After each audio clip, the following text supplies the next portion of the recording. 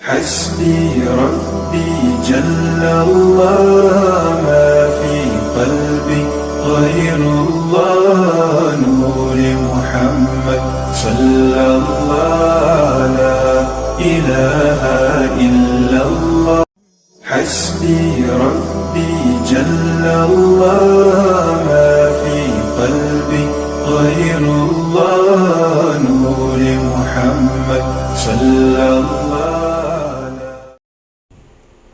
السلام علیکم ورحمۃ اللہ وبرکاتہ. الحمد للہ رب العالمین والصلاة والسلام علی اشرف الانبیاء والمرسلین وعلی آلہ الطیبین الطاہرین واصحابہ الاکرمین اجمعین وعلی من تبعہم باحسان اجمعین الی یوم الدین. اما بعد فاعوذ باللہ من الشیطان الرجیم. بسم اللہ الرحمن الرحیم. الا ان اولیاء اللہ لا خوف علیہم ولا هم يحزنون الذین آمنوا وكانوا يتقون. صدق اللہ العظیم وصدق رسولہ النبی الامین الکریم والحمد للہ رب العالمین. ان اللہ وملائکتہ یصلون علی النبی یا ایہا الذین آمنوا صلوا علیہ وسلموا تسلیما. اللہم صل وسلم وزد وبارک علی سیدنا محمد وعلی آلہ وصحبہ افضل صلواتک وعدد معلوماتک وبارک وسلم صلاۃ وسلاما علیک یا سیدی یا رسول اللہ صلی اللہ تعالی علیہ وسلم. معزز سامعین کرام، شفیق بزرگوں اور عزیز ساتھیوں، جیسا کہ آپ حضرات بخوبی واقف ہیں کہ ماہ ربیع ثانی اور جس کی نسبتیں حضور سیدنا غوث العظم دستگیر رضی اللہ عنہ وارضاہ کی ذات مبارکہ کے ساتھ خاص ہے، اس مبارک اور پرمسرت موقع پر حضور غوث العظم دستگیر رضی اللہ عنہ وارضاہ کی تعلیمات اور خصوصیت کے ساتھ اصلاح عقائد و اعمال کے عنوان سے چند باتیں رکھنے کی کوشش کی جائے گی. اللہ پاک سے دعا ہے کہ باری تعالیٰ ہمیں اور آپ کو عمل پیرا ہونے کی توفیق نصیب فرمائے. معزز سامعین کرام، دیکھیے کہ جو عقائد، وہ اعمال، وہ احکام قرآن و سنت سے نصاً اور ظاہراً ثابت ہوں، ان کے مقابل میں کسی چیز کا کوئی ٹھہراؤ نہیں ہو سکتا. یعنی جو عقائد، جو احکام قرآن و سنت سے ظاہر ہو جائیں، اس پر کسی اور کی بات کا، چاہے وہ کتنے بھی بڑے کوئی بزرگ کیوں نہ ہو، عالم دین کیوں نہ ہو، مجدد نہ ہو، ان کی بات کا اعتبار نہیں ہوگا اگر وہ خلاف میں جاتی ہو تو. اور ویسے تو اللہ والے وہ ہوتے ہیں جو کبھی قرآن و سنت کے خلاف بات نہیں کرتے. ان کی تعلیمات کا مکمل لب لباب قرآن و حدیث کی روشنی میں ہوا کرتا ہے، اور اللہ تعالیٰ نے خود قرآن کریم میں ان کی تفصیل بیان فرمائی ہے، فرماتے ہوئے فرماتا ہے الا ان اولیاء اللہ لا خوف علیہم ولا هم يحزنون. آگاہ ہو جاؤ کہ بے شک اللہ کے دوست نہ انہیں خوف ہوتا ہے نہ وہ رنجیدہ ہوتے ہیں. الذین آمنوا وكانوا يتقون، بے شک وہ لوگ کون ہوتے ہیں؟ وہ ایمان والے ہوتے ہیں اور متقی پرہیزگار ہوتے ہیں. تقوی پرہیزگار والے لوگ ہوتے ہیں. یعنی یہ کہ تقوی حاصل کرنے کے لیے پہلے علم کا ہونا ضروری ہے، کہ علم تو رہے کہ کیا چیزیں فرائض ہے، کیا چیزیں واجبات ہے. جب ان کے پاس خود علم ہوگا تو یقینی بات ہے کہ پھر وہ خود بھی اس پر عمل پیرا ہوں گے اور دوسروں کے لیے بھی عمل پیرا ہونے کا باعث بنیں گے. معزز سامعین کرام، شفیق بزرگوں اور عزیز ساتھیوں، حضور سیدنا غوث العظم دستگیر رضی اللہ عنہ وارضاہ آپ کی زندگی سے متعلق مختلف واقعات آپ اکثر سنا کرتے ہیں. زیادہ تر ہوتا یہ ہے کہ ہم حضور غوث العظم دستگیر رضی اللہ عنہ وارضاہ کی زندگی کے کرامات یا آپ کے فضائل وغیرہ اکثر سنا کرتے ہیں، مگر کہیں نہ کہیں آپ کی تعلیمات اور آپ کے جو ملفوظات ہیں خصوصیت کے ساتھ، اس میں آپ نے امت مسلمہ کو ایک نئی فکر دی ہے. نئی فکر سے مراد یہ کہ جو فکر ہمارے پاس مفقود ہو چکی تھی، گمشدہ ہو چکی تھی، اس دوبارہ چیزوں کو آپ نے زندہ فرمایا ہے. آپ کی زندگی کے مکمل پورے کے پورے اگر آپ اٹھا لیں، آپ کی کتب پڑھ لیں یا آپ کے ملفوظات پڑھ لیں یا آپ کے مکتوبات پڑھیں بھی جو حالیہ چھپے ہیں، آپ کو پتہ چلے گا کہ کس قدر گہرائی اور گیرائی والے ہیں. چاہے وہ کسی بھی عنوان سے ہو، چاہے توحید پر ہو، چاہے رسالت پر ہو، چاہے اللہ کی ذات پر ہو. آپ اٹھا کر کے آپ کے جو ملفوظات دیکھیں گے، چند آپ کے سامنے میں نمونے پیش کرنے کی سعادت حاصل کروں گا. آپ فرماتے ہیں فیوز یزدانی میں، بادشاہ ایک ہی ہے اللہ کے بارے میں فرمایا نقصان پہنچانے والا ایک ہی ہے، نفع دینے والا ایک ہی ہے، حرکت دینے والا ایک ہی ہے، سکون دینے والا بھی وہی ہے، مسلط کرنے والا بھی وہی ایک، مسخر بنانے والا بھی وہی ایک، معطی اور مانے وہی ایک، اور خالق و روزی رساں وہی ایک، یعنی اللہ عز و جل کی ذات پاک۔ آگے فرماتے ہیں کہ اصل محرومی اور اصل موت کیا ہوتی ہے۔ کیا خوبصورت آپ نے جملہ فرمایا ہے، اپنے آقا کی خوشنودی سے محروم ہے وہ شخص جو اس کی تعلیمات اور اس کی بتائے راستے پر کی تعمیل نہ کرے، جس کا وہ حکم فرمائے وہ نہ کرے، اور جس کا اس نے حکم نہیں دیا اس میں مشغول ہو جائے، یہی اصل محرومیت ہے، اصل موت ہے۔ یعنی عقیدہ بھی صاف فرما رہے ہیں کہ عقیدہ کیا ہوتا ہے کہ اللہ کو ایک جاننا، اللہ کے دست و قدرت میں ہر شے کا ہونا۔ فیوز ازدانی میں فرماتے ہیں عقیدہ، ساتھ میں اعمال کی طرف لے جا رہے ہیں۔ اعمال میں کیا فرما رہے ہیں؟ دیکھو، اپنے آقا کی خوشنودی سے محروم ہے وہ شخص جو اس کی تعمیل نہ کرے جس کا وہ حکم دے، اور جس کا وہ حکم نہ دے وہ کرے۔ تو مطلب کیا؟ اصل محرومیت یہی ہے اور اصل موت یہی ہے۔ پھر آگے بندے کو، اپنے مریدین کو، متوسلین کو، ماننے والوں کو آپ اللہ کی رضا پر، اللہ کی قضا پر راضی رہنے کا حکم دیتے ہوئے فرماتے ہیں اے خدا سے غافل بندو، تو غیر کی طلب میں مشغول ہو کر اس کی ذات وہ رضا بر قضا سے غافل مت ہو۔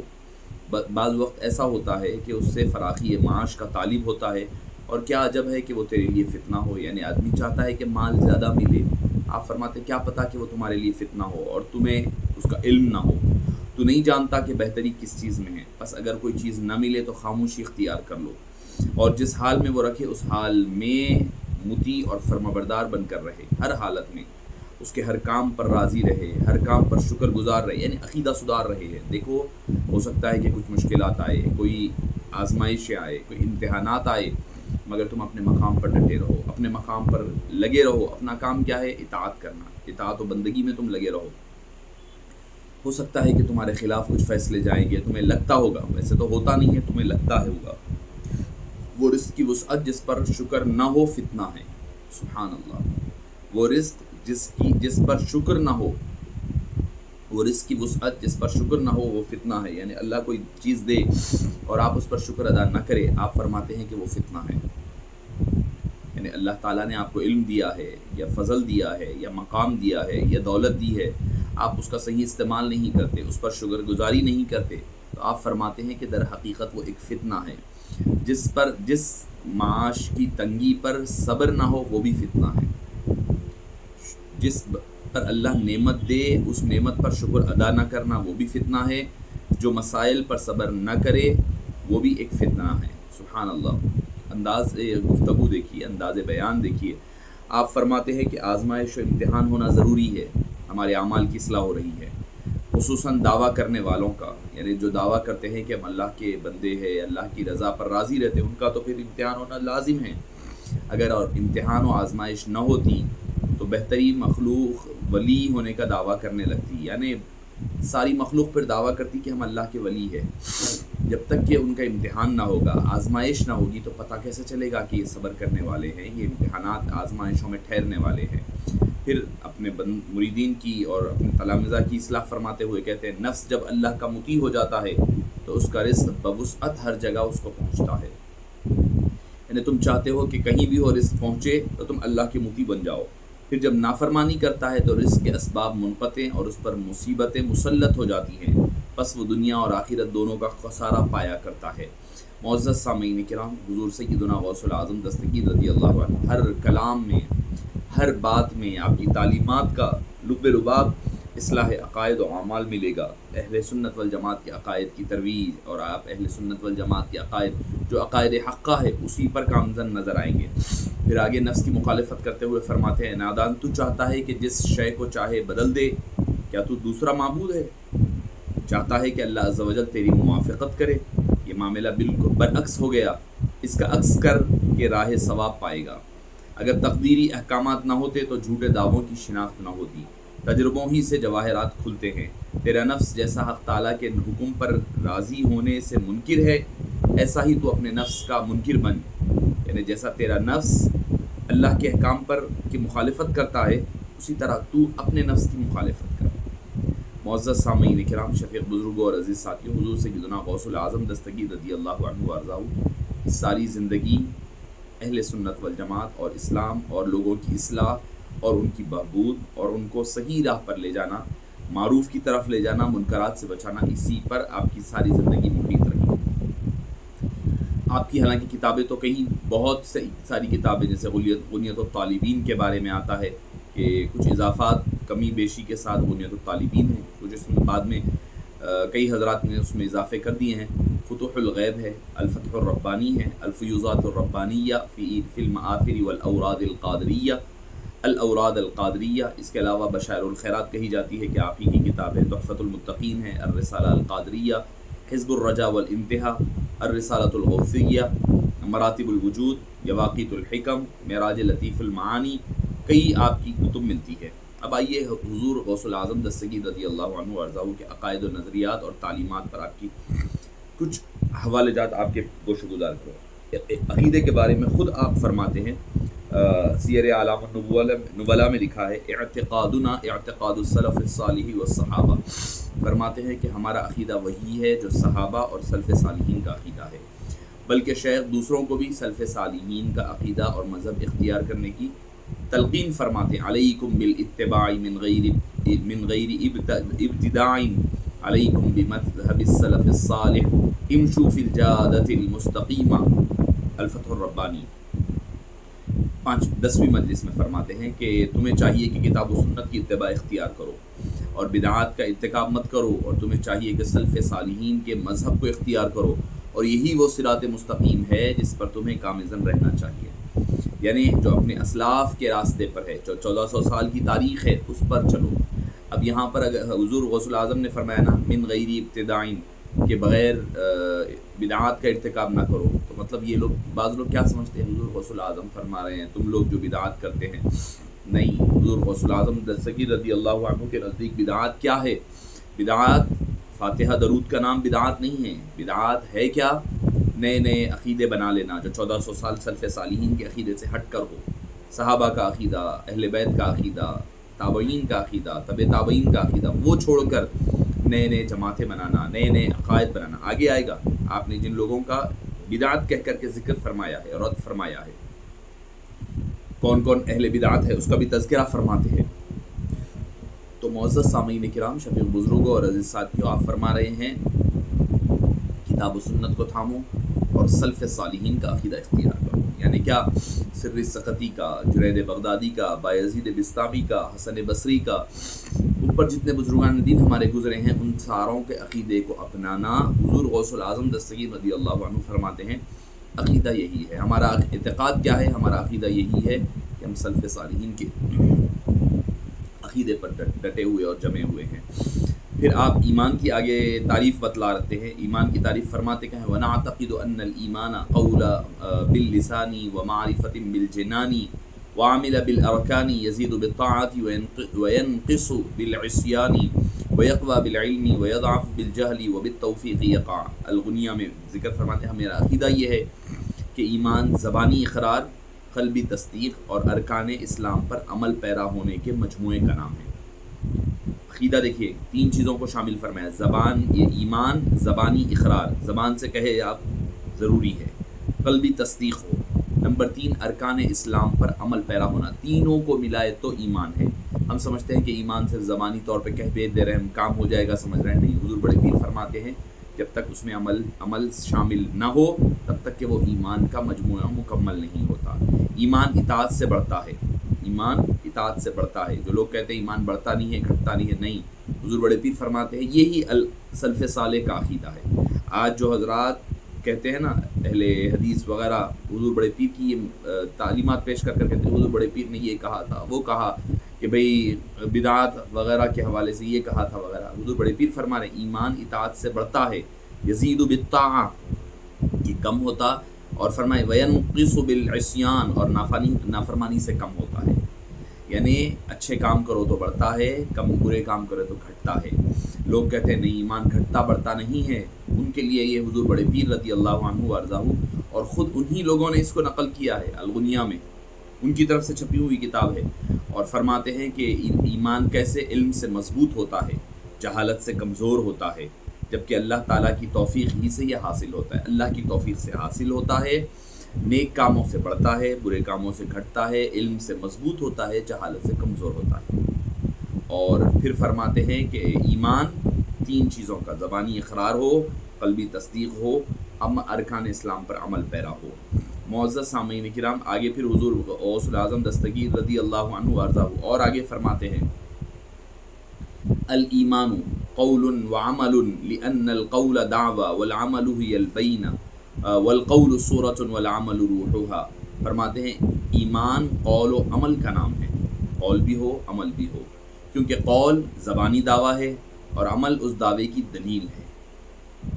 قول آپ جو کہہ رہے ہیں وہ دعویٰ ہے کہ بھئی میں اللہ کو ایک مانتا ہوں، اب اس کی دلیل کیا ہے؟ عمل ہے۔ میں نبی پاک صلی اللہ علیہ وسلم سے محبت کا دعویٰ کرتا ہوں، اس کی دلیل آپ صلی اللہ علیہ وسلم کی سنتوں پر اتباع ہے۔ قول صورت ہے اور عمل اس کی روح ہے۔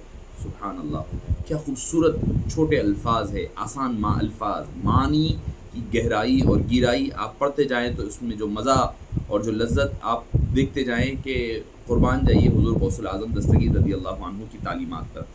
پھر آگے اسماء و صفات کے بارے میں کہتے ہیں کہ اسماء و صفات کے سلسلے میں ہم کتاب و سنت سے باہر نہیں جاتے، ہم آیت پڑھتے ہیں یا حدیث اور ان دونوں پر ایمان لاتے ہیں، جبکہ ان کی حقیقت کو اللہ کے سپرد کرتے ہیں۔ یعنی ہم اسماء و صفات پر ویسے ہی ایمان لاتے ہیں جیسے کہ قرآن و حدیث میں ذکر کرتا ہے، ہم کوئی زیادہ اس کی ڈیپ میں نہیں جاتے، اس کے حقیقت میں نہیں جاتے۔ اسماء و صفات کے حوالے سے اہل سنت والجماعت کا عقیدہ یہی ہے۔ کیا فرماتے ہیں کہ جو ہمیں سمجھ میں آتی ہے باتیں اس پر مان لیتے ہیں، اور زیادہ گہرائی اور گہرائی والی بات ہوتی ہے اس کو اللہ کے حوالے کر دیتے ہیں، وہی جانتا ہے بہتر اس کے اندر کی کیا رموز ہے، اس کے اندر کی کیا باتیں ہیں۔ پھر قرآن کریم کے بارے میں خود فرماتے ہیں کہ قرآن کریم کیا ہے؟ وَنَعْتَقِدُ أَنَّ الْقُرْآنَ کلام اللہ۔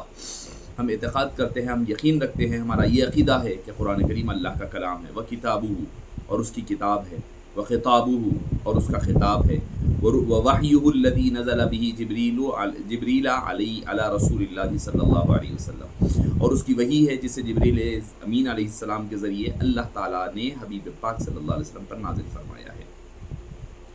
یعنی اللہ کا کلام ہے، اللہ کا کلام ہے، یقینی بات ہے۔ کلام یہ کس دور میں فرما رہے ہیں؟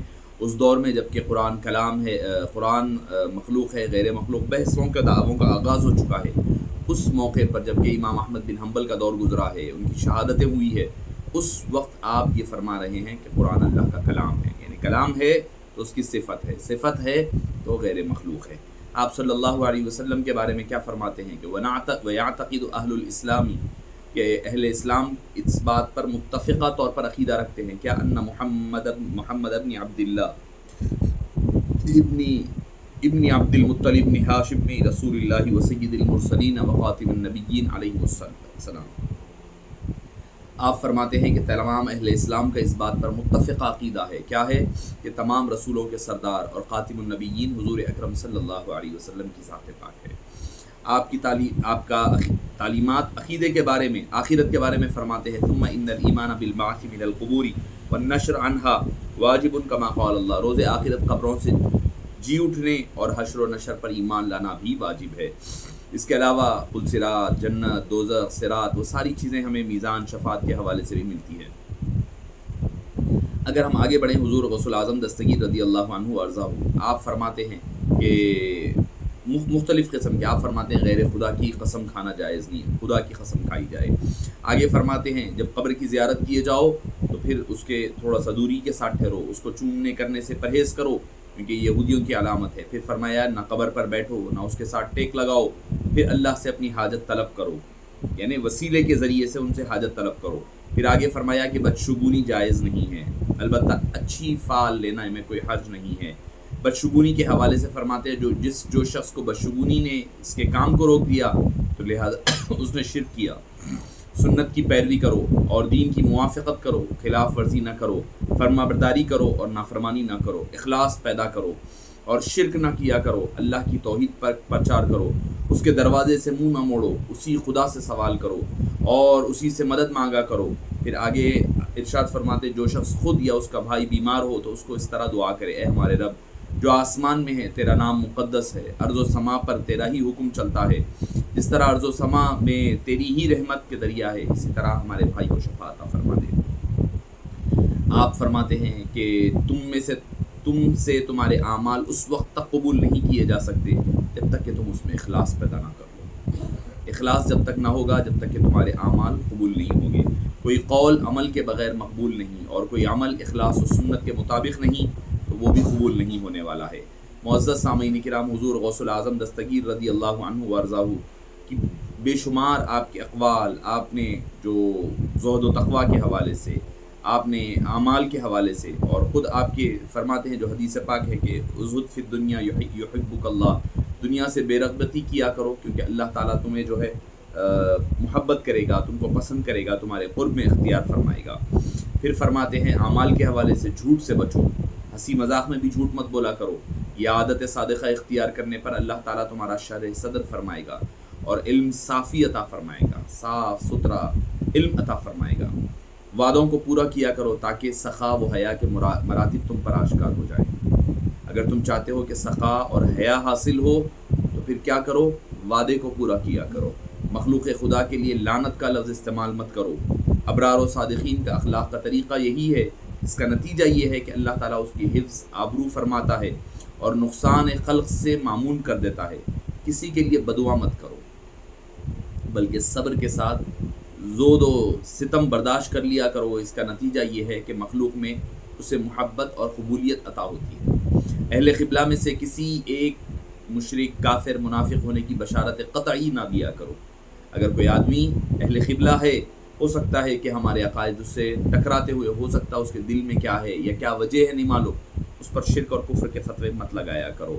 اس بات سے انسان علم الہی میں مداخلت کرنے سے بچ جاتا ہے۔ کیا پتہ کہ بھئی وہ دل میں کیا ہے، کس وجہ سے کہہ رہا ہے، کیا مقصد ہے، وہ علم خدا میں محفوظ ہے۔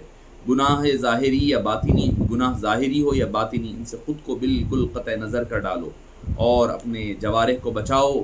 اس کا نتیجہ یہ ہے کہ قلب و جوارح کو اس کا اثر جلد معلوم ہو جائے گا۔ اپنی معیشت و روزی کا بوجھ مخلوق پر نہ ڈالو۔ اس عادت سعید سے امر بالمعروف اور نہی عن المنکر کی خدمت خوش اسلوبی سے ادا ہو سکتی ہے، یعنی پیسہ ہوگا تو آپ امر بالمعروف اور نہی عن المنکر آسانی سے کریں گے۔ پھر فرماتے ہیں ذرہ برابر بھی لالچ مت کرو۔ عزت، بزرگی، غنا، خالص نقش، شافی، توشاک اس خصلت میں ہے، اور زہد کا اصول اسی بات پر ہے، یعنی زہد آدمی کو ہے تو اللہ تعالیٰ عزت، بزرگی، غنا یہ ساری چیزیں عطا فرمائے گا۔ تواضع کو، عاجزی کو اپنی عادت بنا لو۔ اس عادت میں جملہ شامل ہوتی ہے۔ اللہ تعالیٰ، آپ نے فرمایا، اپنے احوال کی شکایت کسی دوست یا قرابت دار سے مت کیا کرو اور نہ کسی دوسرے سے کیا کرو۔ ایسا کرنا اللہ کی شکایت کرنا ہے۔ اللہ نے جو حال میں آپ کو رکھا ہے وہ حال کی کسی اور کو شکایت کرنا ہے، یعنی مخلوق کو اپنے حال کا دکھڑا سنانا کسی اور کو اللہ کی شکایت کرنے کے مصداق ہے۔ اس قسم کی بے شمار آپ کی تعلیمات ہمیں ملا کرتی ہے، اور خود فرماتے ہیں عقیدے کے باب میں اخبار الاخیار میں شاہ عبدالحق محدث دہلوی نے فرمایا، منصور حلاج کے دور میں کوئی شخص ایسا نہ تھا جو اس کا ہاتھ پکڑ لیتا اور ان کی لغزش سے باز رکھتا۔ اگر میں اس زمانے میں ہوتا تو منصور کے معاملے کو اس صورتحال سے بچاتا جو انہوں نے اختیار کر لی تھی۔ یعنی تصوف کے میدان میں بھی آپ فرما رہے ہیں ایسے کلمات، ایسی باتیں نہ ہو جو خلاف شرع نظر آئے۔ منصور حلاج کے بارے میں پتہ ہے، انہوں نے ان الحق کا جو دعویٰ کیا تھا، فرماتے ہیں کہ اس دور میں کوئی پیر کامل نے ان کا ہاتھ نہیں تھاما تھا۔ اگر تھام لیتے تو جو ہے ہو سکتا ہے کہ ان کے لیے بچاؤ کا سامان ہو جاتا۔ اگر میں ہوتا تو ضرور بضرور ان کو اس مسائل سے بچایا کرتا۔ معزز سامعین کرام، شفیع بزرگوں اور عزیز ساتھی، حضور غوث العظم دستگیر رضی اللہ عنہ ارضاہ کی حیات مبارکہ، آپ کی تعلیمات ہمارے لیے مشعل راہ ہے۔ ہر موقع پر آپ نے ہماری رہنمائی فرمائی ہے، چاہے اعمال کی اصلاح ہو، چاہے عقیدے کی اصلاح ہو، چاہے تصوف کا معاملہ ہو، دنیا کے کوئی معاملات ہو، عمل کی طرف ترغیب دلائی۔ اور عقیدے کی بات آپ کو بتاؤں، ایک اور واقعہ مجھے اختتام پر یاد آ رہا ہے۔ آپ ایک مرتبہ عبادت میں مشغول ہیں، آپ نے اکثر سنا ہے وہ واقعہ، عبادت میں مشغول ہے، مراقبات میں ہے، اسی دوران شیطان اپنے نفس اپنی حالت میں آتا ہے اور تخت پر بیٹھے ہوئے آتا ہے، آ کر وہ کہتا ہے میں تمہارا رب ہوں، میں نے تمہاری عبادتوں کو معاف کرنا ہے۔ آپ نے فرمایا شیطان مردود نکل جا۔ اس نے کہا کہ آپ کے علم نے بچا لیا. آپ نے فرمایا کہ مجھے میرے علم نے نہیں بلکہ اللہ کے فضل نے بچایا. اس نے کہا کہ بھائی میں نے کئی لوگوں کو یہ کہہ کر گمراہ کر دیا ہے.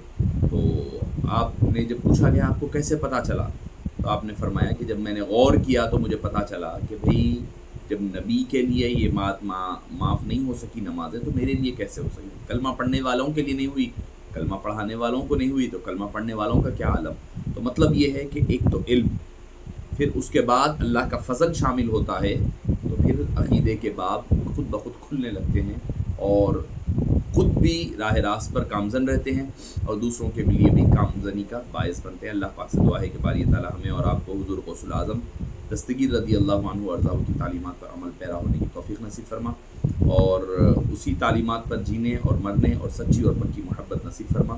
آمین بجاہ طہ و یاسین برحمتک یا ارحم الراحمین والحمد للہ.